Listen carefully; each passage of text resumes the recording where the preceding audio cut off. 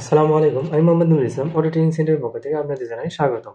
আজকে আমরা শিখব যে কন্ট্রোলারে ভোল্টেজ না ঢুকিয়ে 5 ভোল্ট সেকশন কিভাবে পরিমাপ করা যায়। এখানে দেখেন সেন্সরে যে 5টি তার রয়েছে লাল, কালো, হলুদ, সবুজ, নীল।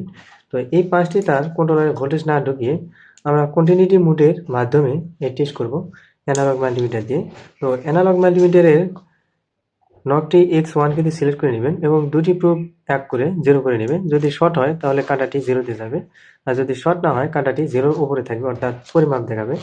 তো আমি কালো প্রুফটি ধরতেছি, নেগেটিভ প্রুফটি ধরলাম এবং হলুদ, সবুজ, নীল এই 3টি তারে এক এক করে ধরবো। দেখেন রিডিং দেখাচ্ছে, তার মানে ঠিক আছে। যদি শর্ট হতো তাহলে একদম 0-তে যেত, যদি 0-তে যায় তাহলে ঠিক নেই।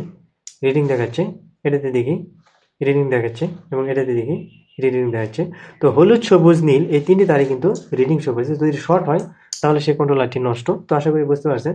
এরকম নিত্য নতুন ভিডিও পাওয়ার জন্য চ্যানেলটিকে সাবস্ক্রাইব করবেন এবং আপনারা যারা এগুলো কাজ প্র্যাকটিক্যালি শিখতে চান তারা আমাদের স্ক্রিনে থাকা নাম্বারে কল করে আমাদের সঙ্গে যোগাযোগ করবেন। ভালো থাকবেন। আসসালামু আলাইকুম।